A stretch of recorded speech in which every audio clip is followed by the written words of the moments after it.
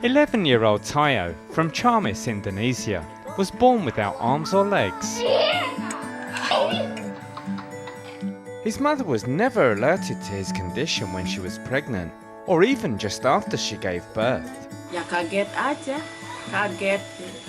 Dikira normal gitu, dikira normal. Anak saya dia yang banyak itu, yang udah lahir normal semua. Sekarang ya yang bungsu gitu, nggak tahu bidan nggak bilang apa-apa, katanya normal gitu, bagus, nah normal sehat kata bidan. Ya anak-anak sama suami nggak dikasih tahu, udah sore pan semalam gitu, lahirkannya semalam tengah malam.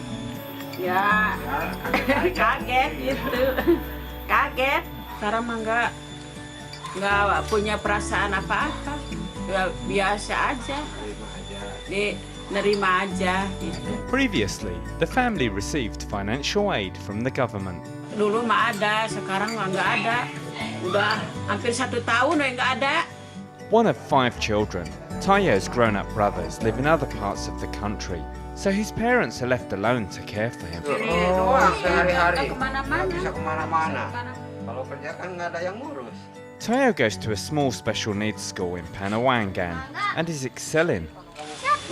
Hobinya matematika. Karena matematika 10. Apanya? Nilai di 10. Agama 100. Nilai dina punten gitu. Nah, bagus-bagus aja. Yang 1 pecahan berapa? 50. Aikunya bagus, pintar. Pelajaran kelas 2 tuh, pelajaran kelas 4 dia udah bisa. Macam perkalian, pembagian dia udah bisa.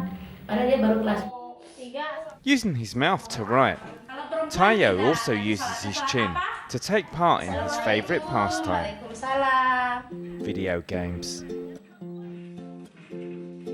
Habis mau sekolah, berangkat sekolah, habis mandi main PS, udah dijemput sama ibu guru. Ya udah sekolah main lagi PS gitu. Tiap hari masih main PS gitu habis datang sekolah.